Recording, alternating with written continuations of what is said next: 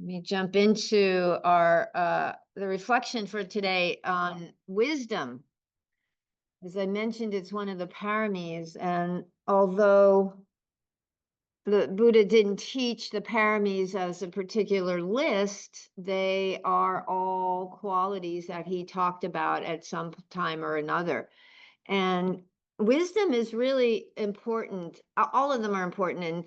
And Sylvia Borstein, a teacher at Spirit Rock, she wrote a book on the paramis called Pay Attention for Goodness Sake. And she calls them the perfections of the heart and the Buddhist path to kindness, which I really like. I always love the invitation to kindness, to gentleness, because we can be so hard on ourselves. And so these qualities support this ease. Doesn't mean easy, doesn't mean uncomfortable, but there's an ease that we can have as we move through life. And these paramis are qualities that support that ease, that support that path to freedom and liberation, which is what it's about. And when you think about wisdom in this particular sense, it doesn't mean knowledge. It doesn't mean having a whole bunch of facts at your disposal, but it means experiential understanding, that awareness of what's happening. Wisdom helps you change your habits and perceptions. Martine Batchelor said this, excuse me. Wisdom helps you change radically your habits and perceptions as you discover the constantly interconnected nature of the whole of existence. That's a mouthful. Because when you get out of thinking, when you get out of facts and stories and preconceived ideas, you can open up to what's actually arising, what's actually happening. So there's a shift in perception. Instead of kind of seeing the world, this is that, that's this, we can say, what's really happening? What's really underneath perhaps the storyline that seems so prominent and preeminent?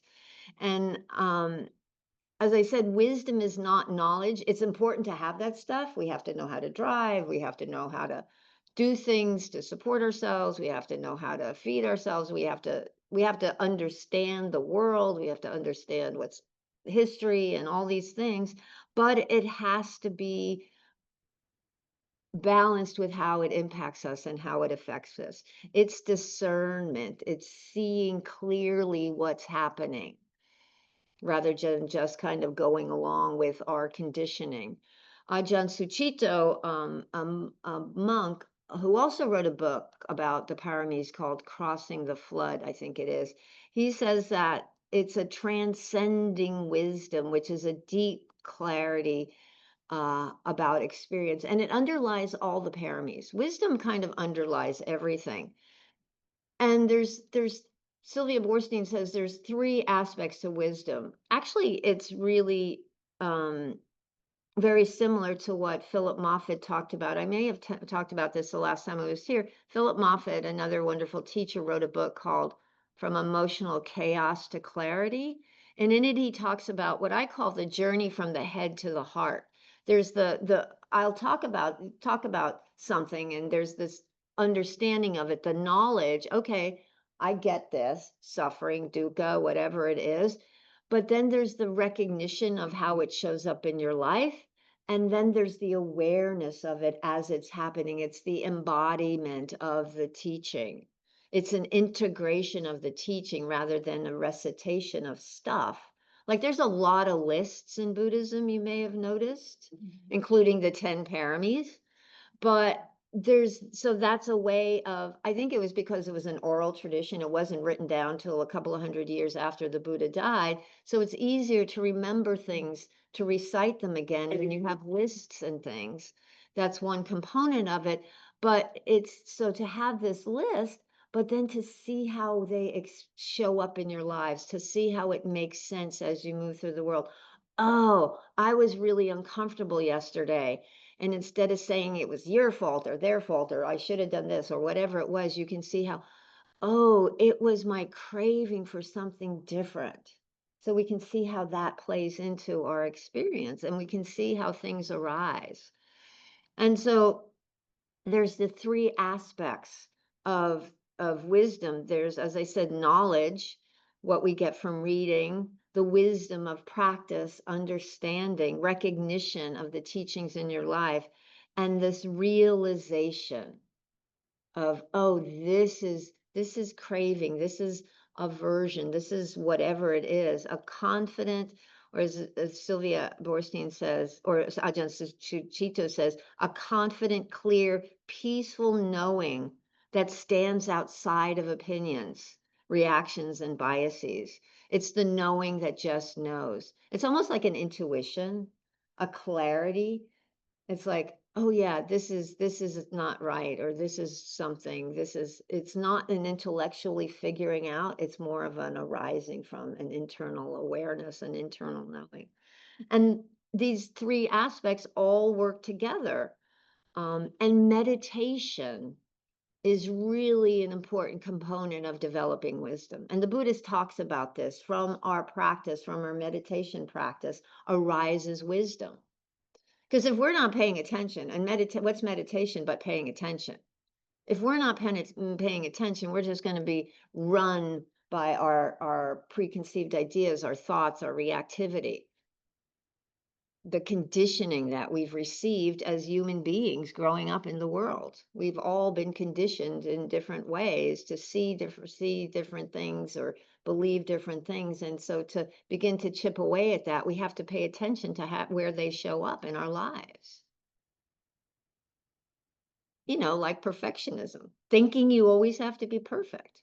If you don't question it, if you don't pay attention to the suffering that brings, you're going to just keep running around thinking you have to be perfect. But when you recognize it's like, oh, perfectionism, that's kind of impossible, huh? So why do I keep chasing it? And we begin to disentangle ourselves from those preconceived ideas. Wisdom is a path out of suffering because we begin to see how we create our own discomfort, dukkha, and to disentangle from that. Um, and wisdom is also part of the Eightfold Path. It's the first factor. It's wise view. It's seeing clearly. What is seeing clearly but wisdom? Having this awareness of what's happening. And Sylvia Borstein talks about it in a way that uh, I'm gonna read. She says, and she talks about the three characteristics. That's part of the first factor of the Eightfold Path. Seeing clearly the nature of existence. These three characteristics. Everything's impermanent. Anicca, everything ends. Some things end sooner than later. Some things take geologic time to end, but everything ends. It's a characteristic of life, of existence. And change, impermanence can cause so much dukkha. I use the word dukkha because it's usually translated as suffering, but that is not necessarily a word that resonates with everyone. Discontent with the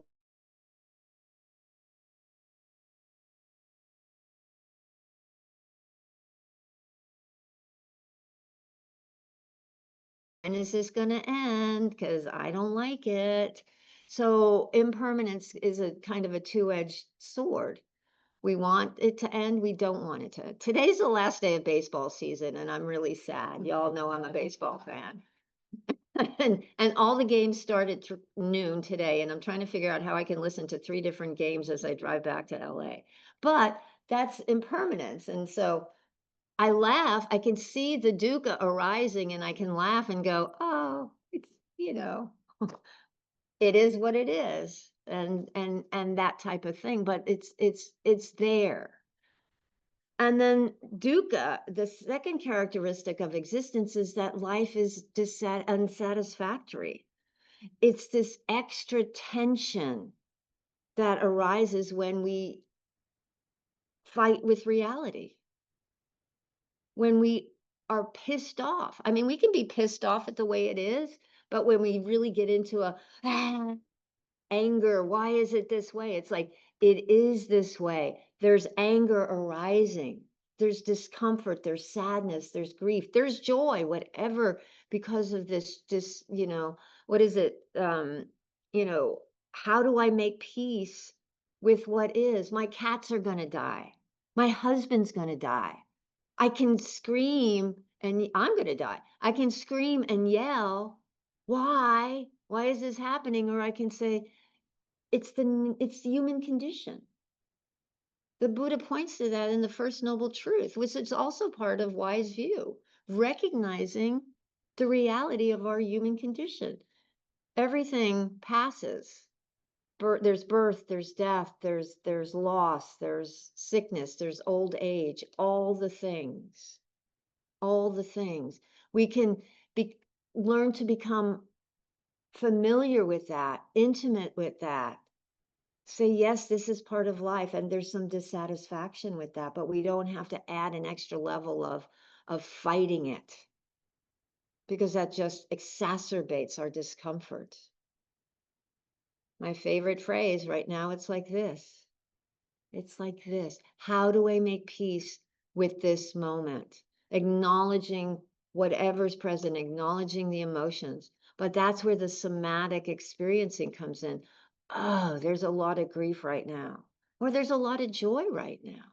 Sometimes we experience joy and we think we shouldn't, because how can we be happy when this is happening? I always point to when my brother passed away 40 something years ago, almost 40 years ago.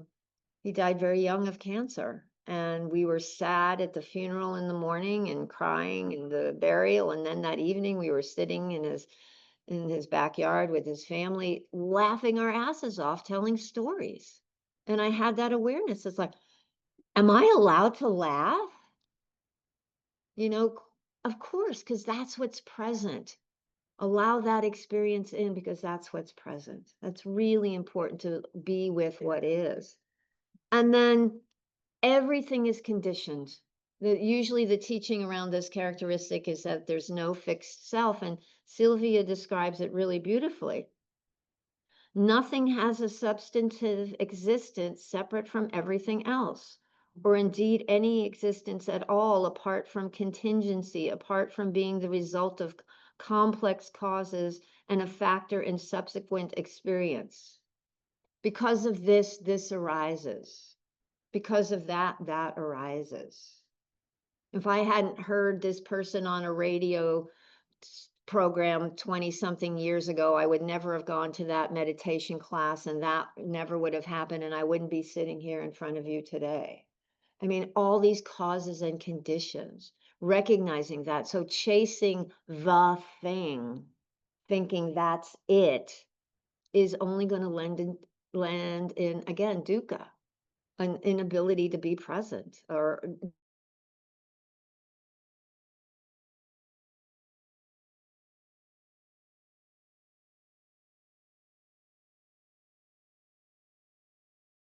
and recognizing these causes and conditions and passing and coming and going, the 8 worldly winds. There's praise and blame and gain and loss and pleasure and pain. Recognizing that comes and goes. And again, being at ease with that. Not saying it's always pleasant, but being at ease with, this is the reality. How can I make space for this moment as it is? That's wisdom. Not fighting it. We never win a fist fight with reality. It always wins. So this is also, as I said, part of the first 3 noble truths, which are first factor of awareness. I mean, first factor of the Eightfold Path. There is suffering. First noble truth. The second noble truth is, our extra level of suffering is because we don't want to be the way it is. Discontent with this moment. And the third noble truth is, there's a path out of this. And that is the fourth noble truth, which is the Eightfold Path. They all work together. So recognizing that is really important, and seeing clearly that this is all part of the patchwork of life. It happens to everyone. And we're conditioned, and we want to chip away at that conditioning so that we can see clearly what's happening rather than being stuck in our biases. And Ajahn Sucitto has a really good paragraph around this. And he says, what we see with insight is that all of our aversion, our greed, or our worries cluster around perceptions or impressions that we have. They're not innate and they're not self. For instance, when you dislike the person in your mind is actually an accumulation of various impressions that irritate you. The perceptions that do otherwise are screened out. You don't remember the person's suffering, their virtue or nobility. You remember their tardiness, their greediness, or their lack of cooperation. But if you step out of that through calming the mind, you can investigate and acknowledge the things you weren't noticing. Then you recognize this isn't a person, this is an impression I have created out of aversion of what I'm seeing. And that's so true. We can see it in so many ways. I in the 70s, I was living with a guy up in San Jose when I was in college. And he woke me up one morning and he told me he was leaving me for this other woman. And she had red hair and she was from Boston. So for a long time, a lot of years, if I met a woman from Boston with red hair, I did not like her. I didn't know her at all, but I had this preconceived idea of what people were like. There was this aversion rising. And unless we question that, unless we investigate our dukkha, why is there this feeling about this moment, this person, this, and really break it down and be willing to see our biases, our implicit biases, the ones that are below the surface, or our explicit ones, the one that we carry and go, I am just not going to like you because of X, Y, or Z. We are caught up in the mind ruling instead of our wisdom, our discernment. So in cultivating wisdom, there's a lot of inquiry. There's a lot of inquiry. You know, the unwise mind builds up stories and we sink our teeth into those stories and then we're hooked and we don't want our perceptions challenged. Are we seeing that right now? These rigid ideas, these points of view that are so, but that's what the Buddha talks about, fixed views. And when we're on the path to awakening, what falls away are these fixed views. There's a bigger picture that we can see and experience. Screw facts. This is my belief. So, so paying attention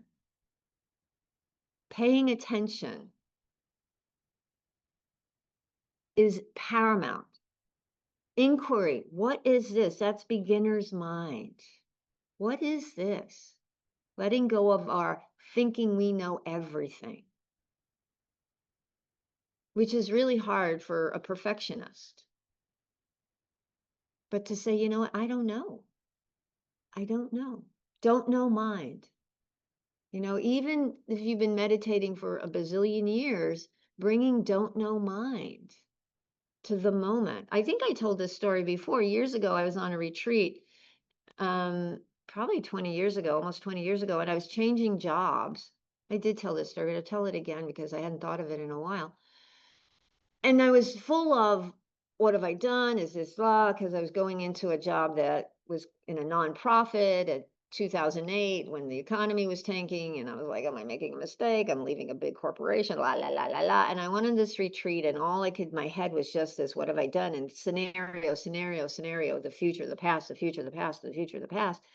And I had a one-on-one with a teacher, and she said, just come back to the present. And I walked out of the interview going, she doesn't know what she's talking about. Doesn't she understand? La, la, la, la, la.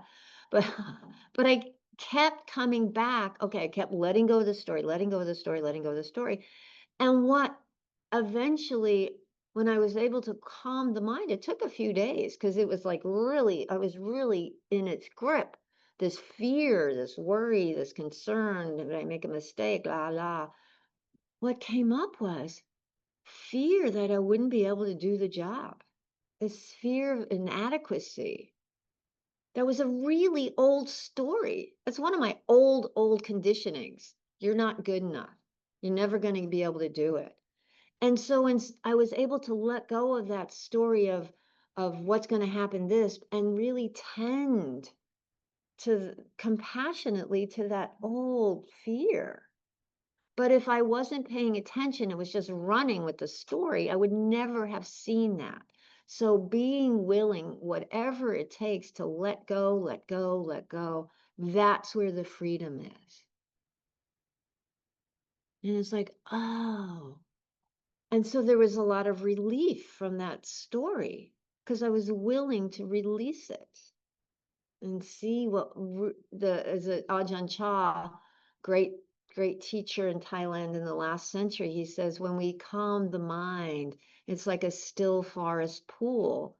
You see what animals come to drink. And so you still the mind, and what arises are like the animals that come to drink at that still forest pool when there's space and calm and quiet.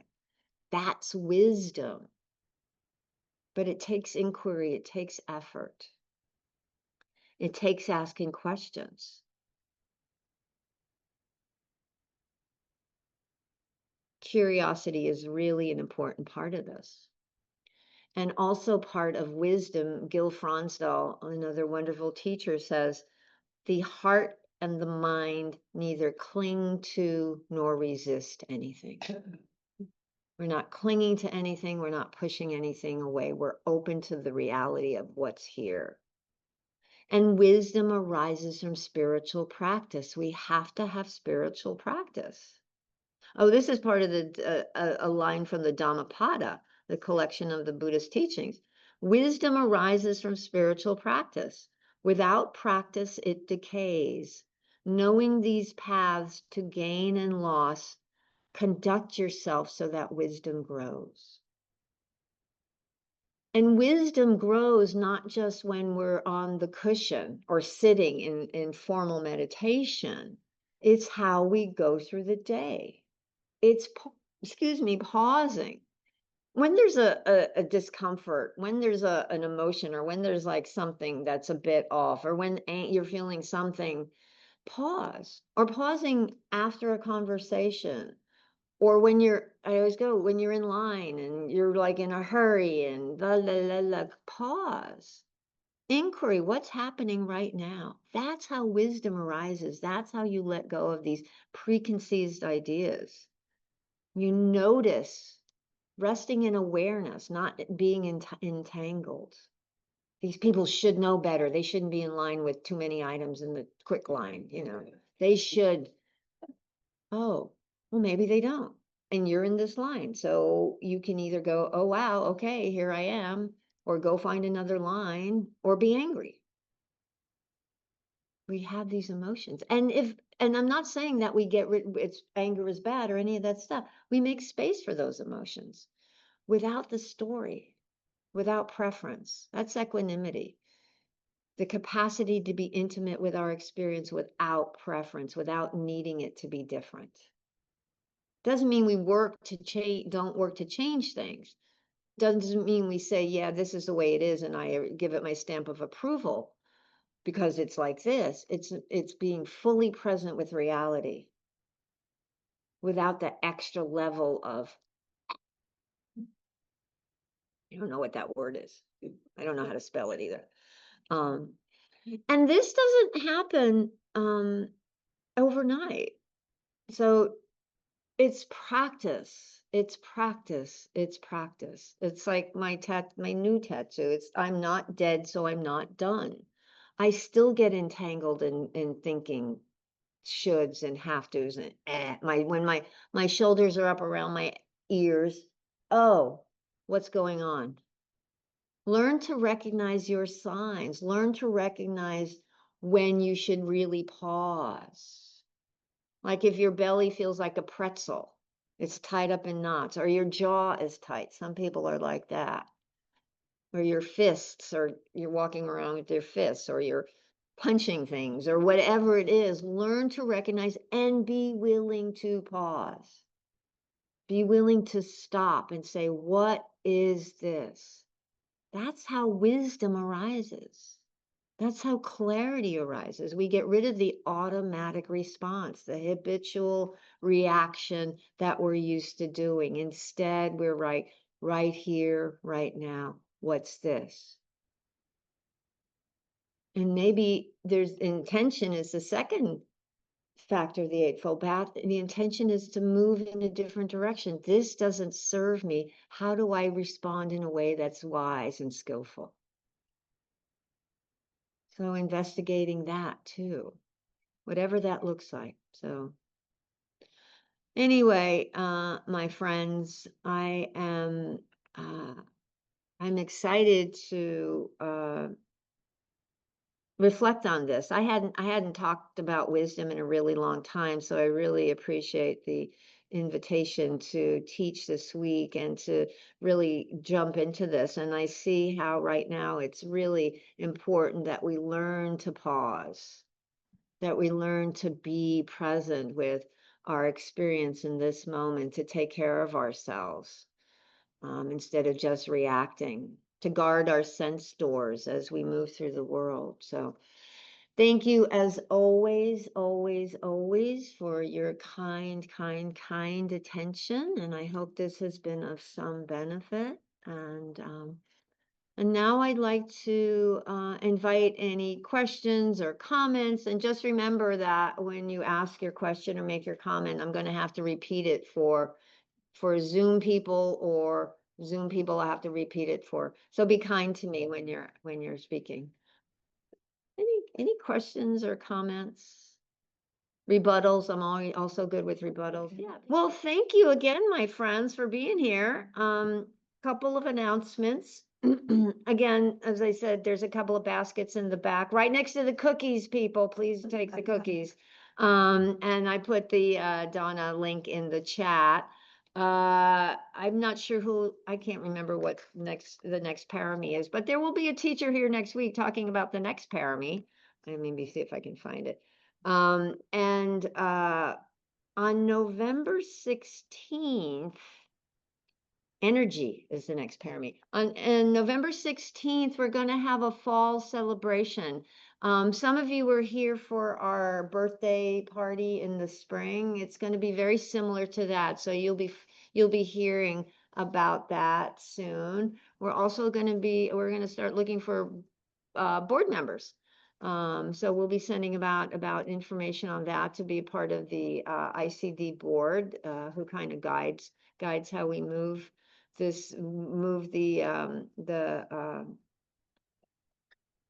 organization. And if you're interested in volunteering to be part of this group, there's a sign-up sheet in the back to be a greeter or to be a host. It's really as easy can be. You open the box, you put the baskets out, you put the little list out, you help to count the money afterwards, and then you put everything back in the box. Mizell does everything else. They set up the chairs.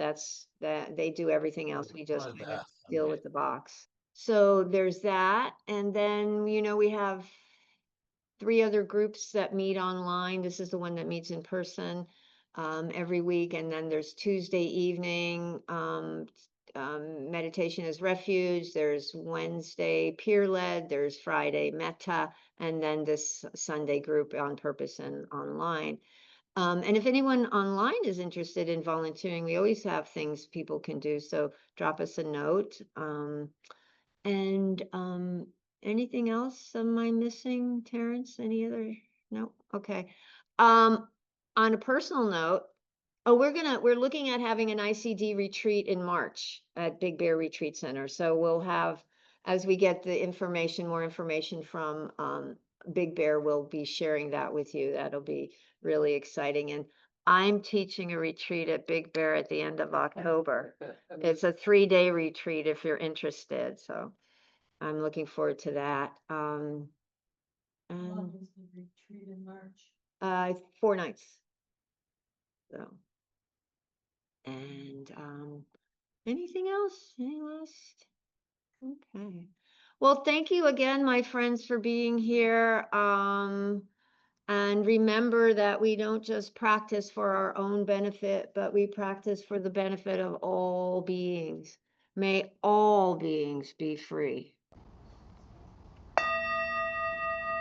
Thanks, everyone. We'll see you next time. Much love.